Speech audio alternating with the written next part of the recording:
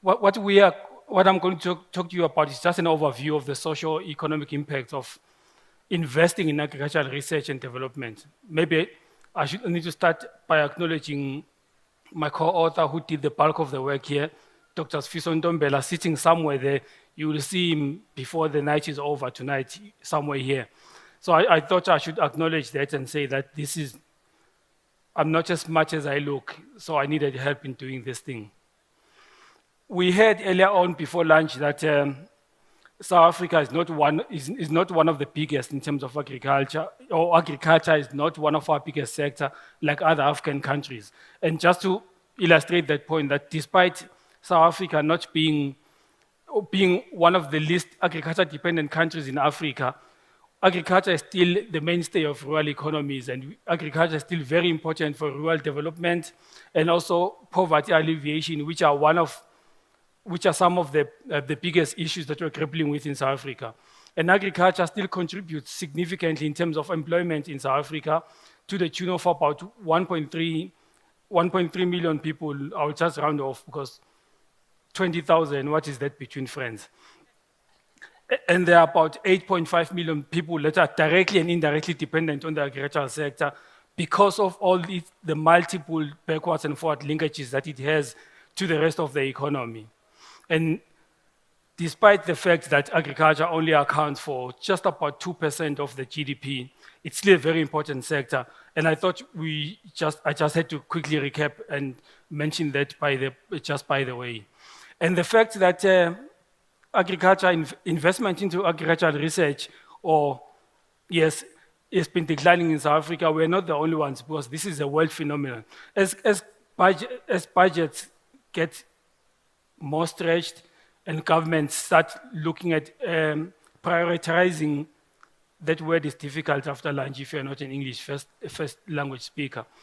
Prioritizing what it should spend its budget on. Usually agricultural research and development suffers and it gets less and less of a cut from the budget.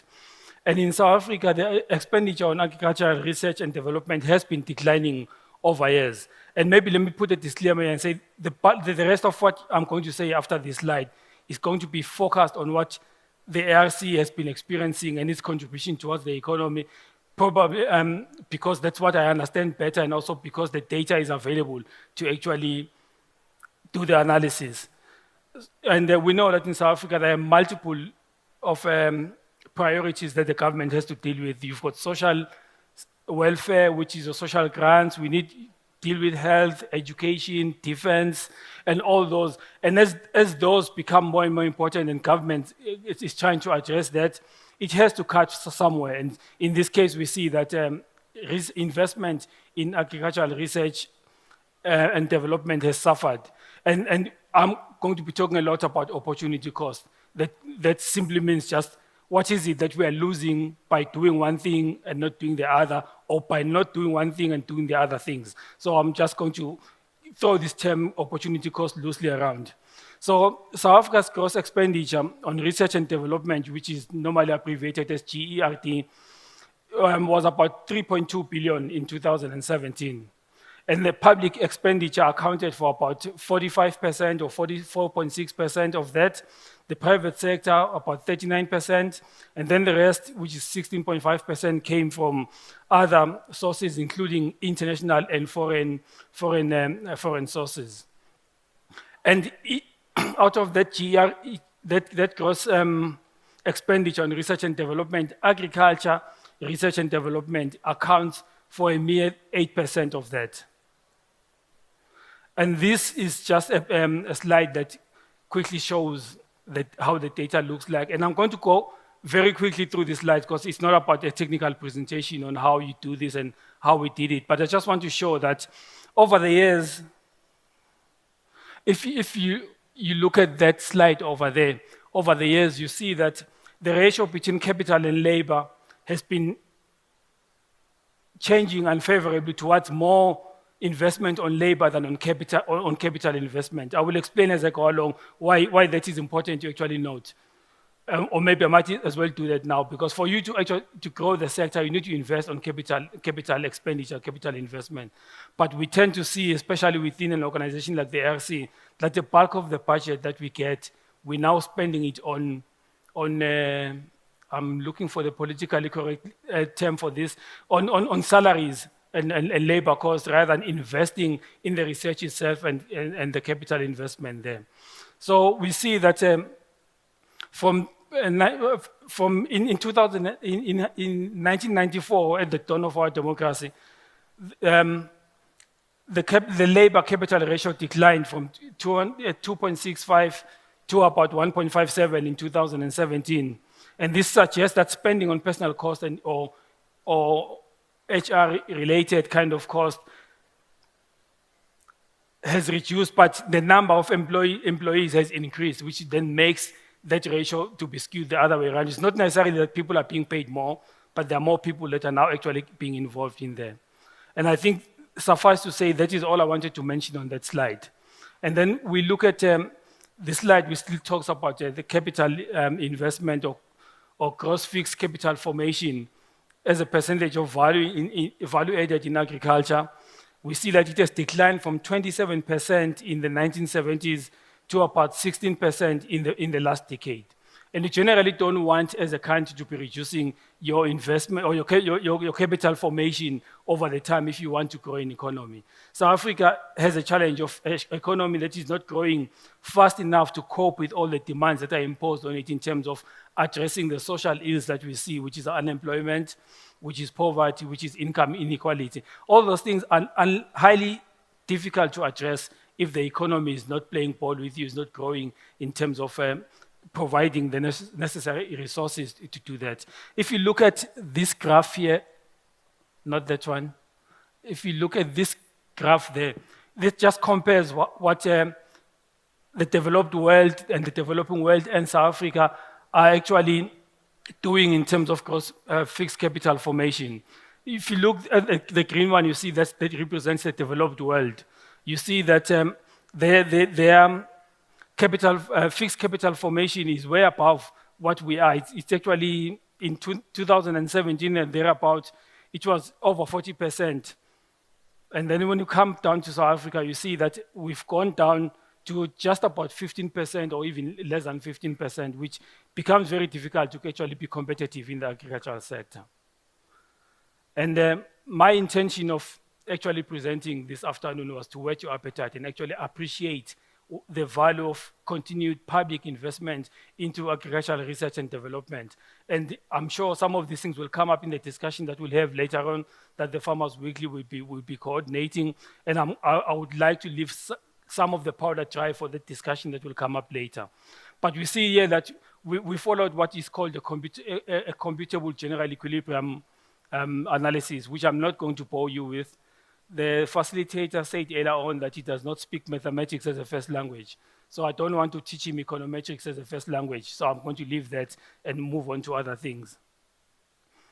And here, all we want to illustrate is what is the cost of taking the foot off the pedal in terms of investing in agricultural research and development. And if you look at what the results are showing us, is that between 2011 to 2017, about 170 million was lost in the national GDP due to low agricultural innovation caused by a reduction in just the funding directed to the ARC for capital, for capex or capital expenditure budget in terms of that. So maintaining a low research and development spend will further increase the opportunity cost to about 468 million by the year 2022. If I start stumbling over my numbers, you must know I'm South African. We're not good at speaking big numbers in public. So if you were to increase the capital expenditure for the ARC by 5% above the 3-year average, you would actually average about 85 million over the next 5 years, and South Africa can recover the lost contribution to the GDP over the next 5 years. And like I said, this is more of an appetizer rather than a technical paper that we want to go into all the details of that. But what this is showing in a nutshell is that you can never neglect investing in agricultural research and development because of other competing needs. In fact, if you do that, it's like cutting off your nose to spite your face. I know there are people that have cut ears to spite themselves, but that's not what I'm talking about. And if the real gains in GDP will start materializing if the ARC's capital expenditure budget can be increased by at least 12% above the last 3 years' average, which is not a lot of money if you look at it, but if you have to increase that, you need to maintain it over time. And that's the most positive scenario. The most positive scenario is when you increase this by 12 years above the 3 years over the next year, the next 5 years, when you get about 1.2 billion contribution to the GDP above the forecasted figure that you get if you maintain the status quo. And in terms of employment, which is a very important thing in South Africa, and we know that the National Development Plan gives a particular number that this sector is supposed to contribute towards job creation. We see that the low spend on agricultural research and development between 2011 and 2017 has led to over 43,000 opportunity jobs lost that could have been created in the economy had we not relaxed or actually gone backwards in terms of investing in agricultural research and development. And this is a very important thing to note as the sector looks at improving and actually creating employment. It's not about whether we're mechanized as a sector or we're not mechanized, but it's about generating new knowledge, technology, and advancing on the technological frontier so that agriculture becomes more productive, we produce more with less, and then you can create jobs, more jobs for more people in the economy. And we see that continuing with the low, spend on public agriculture, public research and development in agriculture, it could increase the opportunity cost to a whopping 18,000 jobs by the year 2022. And if I was a policymaker and I would see this, I would definitely start looking for all the scrapes that fall off the tables in all the other departments and make sure that we fund agriculture research and development. And this is a wonderful opportunity because we also have the private sector that are also crucial in playing a role in investing even in a public institution that does agriculture research and development. So we see that increasing the ARC's capital expenditure either by 5 or 12% over the next 3 years will not necessarily gain the lost ground in terms of the jobs that we lost since 2009. What is required is an investment of 12% and above over the next 5 years. And this would actually result in a cumulative jobs that the sector could create of over 200,000 by the year 2022. And that's an equivalent of about 200 permanent jobs that will be created directly from agriculture and indirectly from up and downstream the economy. I don't want to talk about absolute figures as to how much investment is actually will be required to do that. Another important thing that investment in agricultural research and development actually contributes positively towards is dealing with the issue of food insecurity. We know that South Africa at a global level or international level is food secure in terms of classification. But if you go down to household level, a number of households that do not know where their next meal will come from, which then makes them food insecure. And this has a direct bearing in the productivity of the agricultural sector, because the more food that you produce and produce even cheaper and better, the more the more affordable that food will be for those that actually need it. Because food security is not just about the availability of the food, but it's also about access and affordability. The food may be there, but if people are too poor to actually afford that food, it's as good as food that is not there. So what this slide shows us is that the impact on food price relative to the baseline. So we see that the opportunity cost scenario shows that if you relax your investment on agricultural research and development, you're actually putting upward pressure on the price of food that people can actually buy in the market. So increasing total investment by 12% over the past 3-year average in the next 5 years would lead to the highest relief on consumer food prices. And this will decrease the food price by up to 6.8% by 2022. And that just means the food becomes more and more available, affordable.